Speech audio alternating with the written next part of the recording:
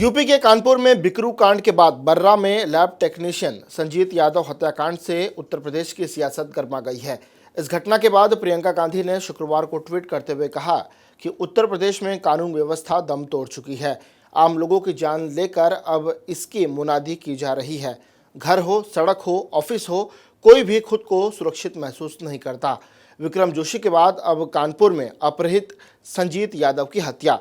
Police ने kidnappers को पैसे भी दिलवाए और उनकी हत्या कर दी गई। एक नया गुंडा राज आया है। इस जंगल राज में कानून व्यवस्था गुंडों के सामने सरेंडर कर चुकी है। कांग्रेस के पूर्व अध्यक्ष राहुल गांधी ने चीन को लेकर एक बार फिर से केंद्र सरकार पर हमला बोला है।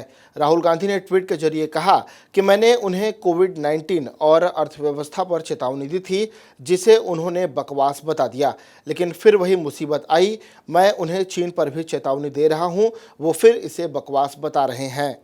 लोकसभा में कांग्रेस के नेता अधीर रंजन चौधरी ने शुक्रवार को कहा कि पार्टी के कई अति महत्वाकांक्षी युवा बेचैन हो रहे हैं और पार्टी से अलग हो रहे हैं, क्योंकि यह धारणा बढ़ रही है कि कांग्रेस बहुत जल्द केंद्र की सत्ता में वापसी नहीं करने वाली है।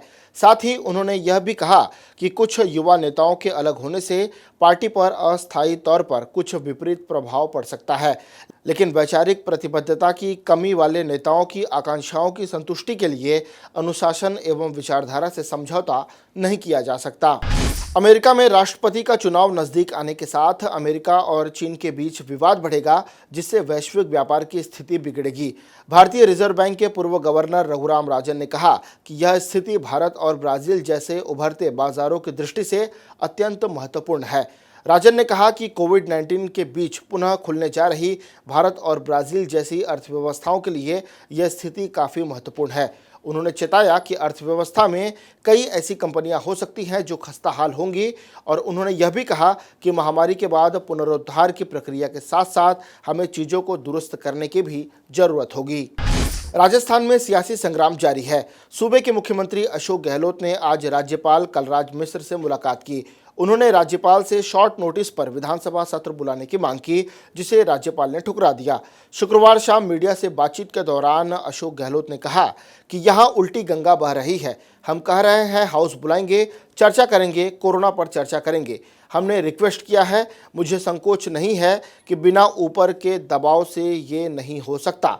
आज फिर निवेदन किया। लोगों में आक्रोश है। कुछ होटल में बैठे हैं, कुछ बाहर गए। हमने विधायकों को कहा है कि गांधीवादी तरीके से पेश आएं। उम्मीद करते हैं कलराज मिश्रा दबाव में नहीं आएंगे। अब खबरें पाइए सबसे पहले हमारे मोबाइल न्यूज एप्लीकेशन पर। एंड्रॉइड या iOS प्लेटफॉर्म पर जाइए, HW न्यूज नेटवर्क को सर्च कीजिए, डाउनलोड कीजिए और अपनी सुविधानुसार भाषा का चयन कीजिए। खबरों की भीड़ में अपने काम की खबर पाते रहिए।